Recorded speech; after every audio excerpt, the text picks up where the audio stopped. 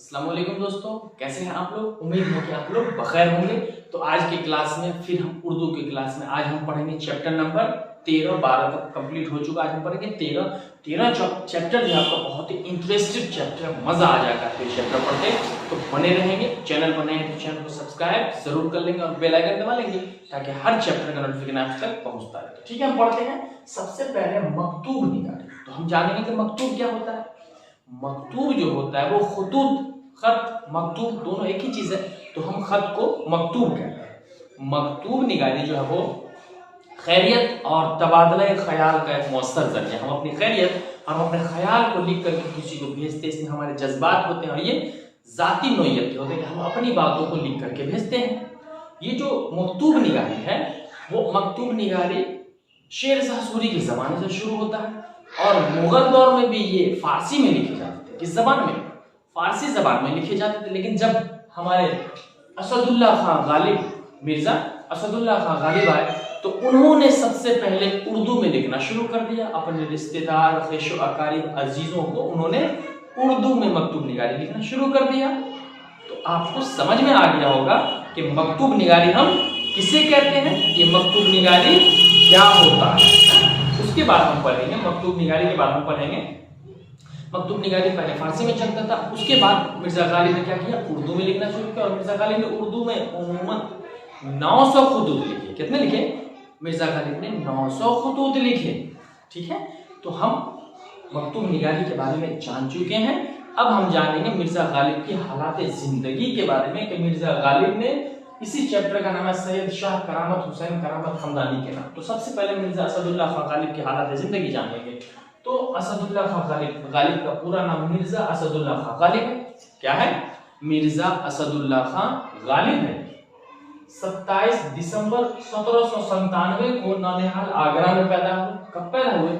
27, इसका पूरा नाम इनका मिर्जा असदुल्ला खां गालिब 27 दिसंबर 1797 को नौनिहाल आगरा में पैदा हो गए। ये ऑब्जेक्टिव बनेगा, इसलिए ध्यान से याद रखिएगा। वालिद अब्दुल्ला बैग, तो इनके वालिद का क्या नाम हुआ? अब्दुल्ला बैग। और वालिदा इज्जतुन्निसा, वालिद यानी बाप, वालिदा यानी माँ। तो वालिद हो गए अब्दुल्ला बैग और वालिदा यानी माँ हो गए इज्जतुन्निसा। ये आपको याद रखना है। गालिब की माँ का नाम इज्जतुन्निसा। बचपन में ही यतीम हो गई। ये क्या था कि बचपन में यतीम का मतलब क्या, माँ बाप दोनों का सर से साया उठ जाना, तो दोनों मर गए। चचा नसरुल्ला बैग खान अपनी सरपरस्ती यानी इनके वालिदैन की वफात के बाद ये यतीम हुए। तो इनके चचा नसरुल्ला बैग ने इन्हें यतीम होने से बचा लिया और अपनी सरपरस्ती में ले ली, खुद किफालत की, पाला पोसा। इब्तिदाई तालीम मौलवी मुअज्जम से ली। मिर्जा गालिब जो शुरुआती तालीम मौलवी मुअज्जम से ली, वही शेर गोई इब्तिदा यानी मौलवी मुअज्जम के पास ही अपनी शेर गोई की शुरुआत की उन्होंने। और फिर कहा जाता है कि शादी कम उम्र में ही हो गई। इनकी मिर्जा गालिब की शादी जो थी वो कम उम्र यानी 13 साल की उम्र में। 13 साल में आज तो बच्चे की दूध का दांत टूटता है और मिर्जा गालिब की शादी कर दी गई थी। इलाही बख्श खां मारूफ की बेटी उमराव बेगम से। किससे हुई थी? 13 साल की मिर्जा गालिब थे तो इनकी शादी हो गई और इलाही बख्श खां मारूफ की बेटी से। किससे हुई? इलाही बख्श खां की बेटी उमराव बेगम से हो गई थी इनकी शादी। क्लियर है कॉन्सेप्ट? शादी के बाद दिल्ली आई। आप समझ रहे हो ना, शादी के बाद मुआशी तंगी का शिकार, पैसे की जरूरत। शादी के बाद दिल्ली आ गई, माली परेशानी का सामना करना पड़ा। दिल्ली क्यों गए? शादी करोगे, कमाना होगा। तो शादी के बाद वो मुआशी तंगी का शिकार हो गए, परेशानी, तो वो दिल्ली गए। और फिर दिल्ली में भी परेशान थे तो खानदानी पेंशन के सिलसिले में कलकत्ता का सफर किया। सोचा कि खानदान में जो पेंशन होता था ना वो रिटायरमेंट के बाद, तो उसके लिए वो कलकत्ता चले गए। और कलकत्ता से क्या हुआ?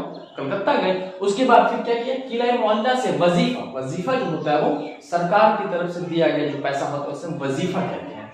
तो किला मोहल्ला से वजीफा जारी हुआ तो सुकून मिला, यानी परेशानी रही शादी के बाद। तो कलकत्ता फिर चले गए खानदानी पेंशन के सिलसिले में। फिर क्या हुआ कि इनको थोड़ा किला मोहल्ला से वजीफा मिलना शुरू हुआ तो थोड़ी सी राहत आई।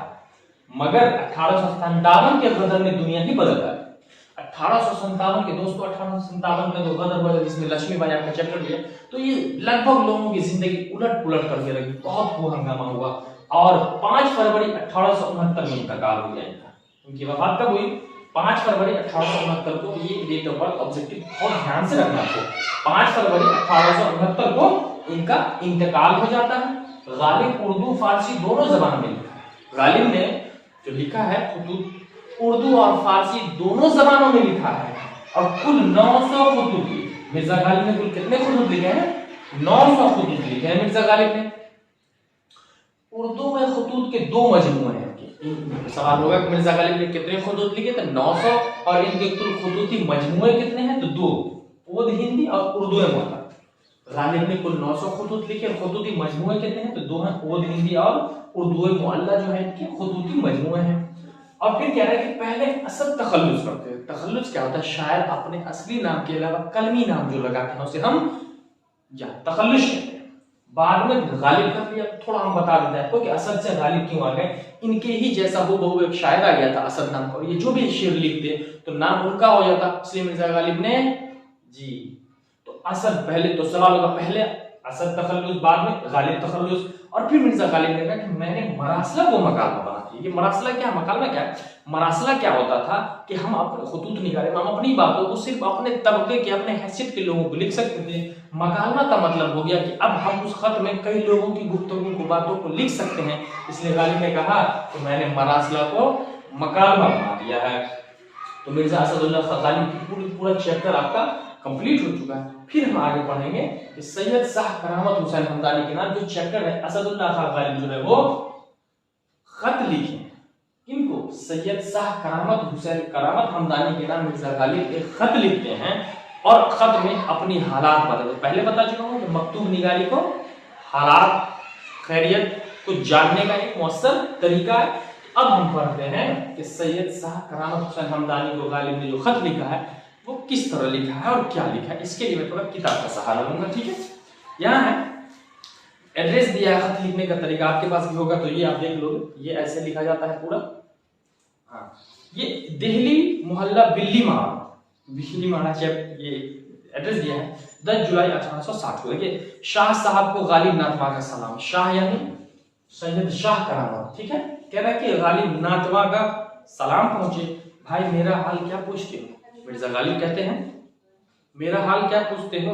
जिंदा हूं मगर मुर्दा से बदतर। अब क्या हालत पूछते हो? जिंदा तो हूं, मुर्दा से भी बदतर हूं। हवाद से जमाना आवाज जिस्मी ने नीम जान हो रहा हो। यानी इतने हादसे आ गए जमाने में कि नीम जान आधी जान, पता है ना 1857 का गदर, नीम जान आधी जान हो गई, कमजोर हो चुका हूं। गजा की हकीकत यह है कि सुबह 8-10 बादाम का शेरा, दोपहर को शेर भर गोश्त का पानी, 2 घड़ी दिन रहे 2 दिन तले हुए कबाब और बस। यानी सुबह शेर गोश्त का खा लिया, बादाम खा लिया और कबाब 1-2 खा लिया, तले बघारे बस। नशियाने हद से गुजर गया हूं। खत्म कलाम इस्लाह तलब बक्स या किताब में रख देता हूं और भूल जाता। यानी ऐसा जहन, ऐसी कुव्वत या कुव्वत हाफिजा हो गई है कि खत कलम किताब को कहीं, मतलब खत को किसी किताब में रख देता हूं और वहीं भूल जाता हूं। ऐसी हालत में अगर खत का जवाब या इस्लाह गजल देर में पहुंचे तो शिकायत ना करना। कह रहे कि ऐसी हालत तुम तो जानते हो कि मैं परेशान हूँ, कुव्वत हाफिजा कमजोर हो चुका। ऐसे में किसी गजल की इस्लाह यानी सुधार करके ना भेजूं या कोई मकतूब खत देर में पहुंचे तो शिकायत मत करना। मुझे जिंदा समझते हो जो ताजा कलाम की फरमाइश करते हो। क्या कहा गालिब ने? मुझे आप जिंदा समझते हो कि ताजा कलाम की फरमाइश करते हो? कहां से दूं ताजा?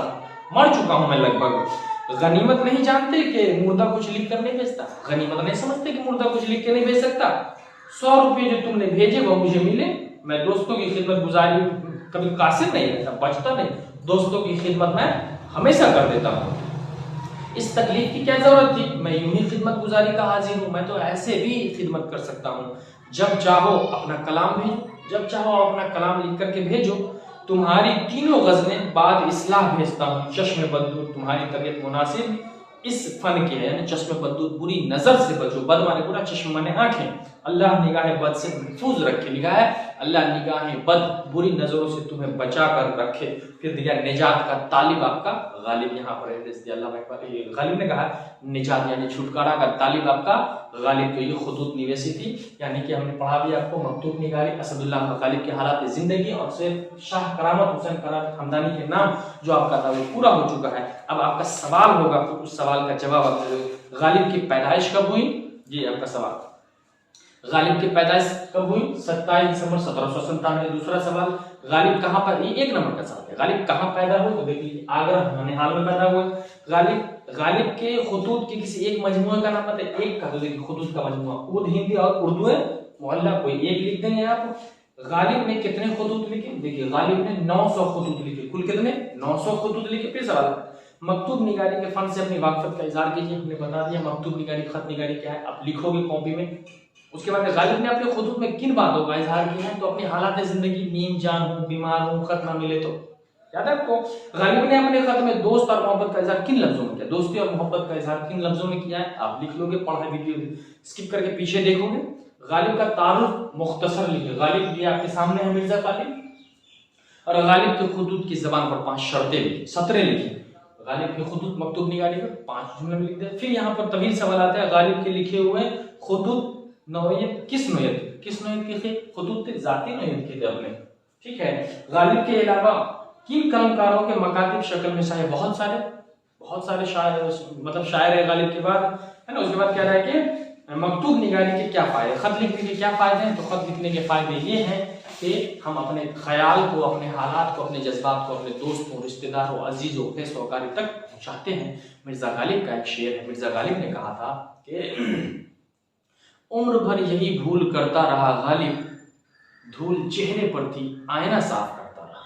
इसीलिए आईना साफ मत कीजिए, अपने चेहरे को यानी अपने आप को साफ शफाफ बनाइए। इस चैप्टर में आपको किसी तरीके की कोई प्रॉब्लम है तो कमेंट बॉक्स में आप जरूर बताएंगे। हर दिन आपको मैं ऐसे ही पढ़ाऊंगा। और अगर अब तक आपने चैनल को सब्सक्राइब नहीं किया है तो कर लें और बेल आइकन दबा लें, ताकि हर दिन का मेरा वीडियो आपको मिलता रहे। अपने दोस्त, रिश्तेदार, मोहल्ले वालों को बुला कर दिखाओ, अपने दोस्तों को, देखो हसन सर पढ़ाते हैं। और मैट्रिक में अब लाना है अच्छा नंबर, अब की बार 400 पार, अब की बार 400 पार, और अब की बार 99 पार। अब की बार आपका 10th में जो आपका मैट्रिक का, और ये 10th में आपको लाना है 99, ठीक है। तो मिलते हैं हम अगले क्लास में। जय हिंद, अस्सलाम वालेकुम।